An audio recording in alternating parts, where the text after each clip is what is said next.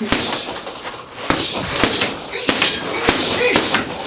guys, Coach Pillow Fist here. Today we're talking about how to properly lead with the rear hand and why you guys might be losing a lot of power when you guys are throwing that lead rear hand. Special thanks to the member Gonzalo Falgueiras for requesting this topic. So first I'm going to give you 5 reasons why you guys might be losing a lot of power in that rear hand. The first mistake that you guys might be making is that your shoulders are too squared up. Alright, just like this. We need to turn our shoulders a little more sideways like this so that we have more range of motion for our shoulders to put power into that punch. We want more rotation. If I have my shoulders squared up like this, I don't have that rotation, alright? So in the bag, if I'm too squared up like this, alright, when I turn my shoulders, I don't have enough rotation, whereas if I really have my shoulders sideways like this, alright, I have a lot more rotation to put into that punch. The second big mistake that you guys might be making is that your elbows are coming out when you guys are throwing your straight rear hand. So keep your elbow in, like that.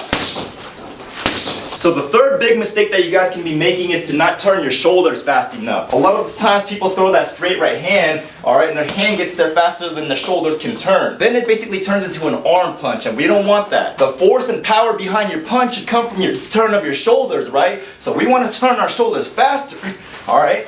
Let our shoulder throw that punch. Don't let your arm throw that punch. Let your shoulder throw that punch.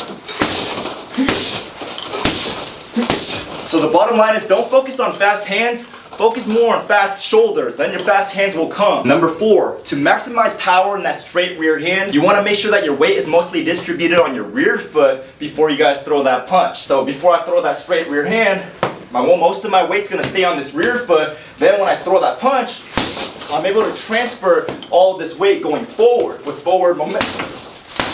And then mistake number 5, if you're feeling like your straight rear hand is getting smothered every time you throw it, most likely the problem is that you're leaning into your straight rear hand instead of actually twisting and turning your shoulders. Alright, we don't want to be leaning forward or even leaning out to the side when we throw that straight rear hand. Then we're basically losing that twist factor when we twist our shoulders into that punch. So it's this or this versus alright, just twisting your shoulders. Now here are 4 ways to effectively utilize that lead straight rear hand in a fight. The first thing is that you guys want to feint, alright? We want to figure out how attentive they are to that rear hand of mine.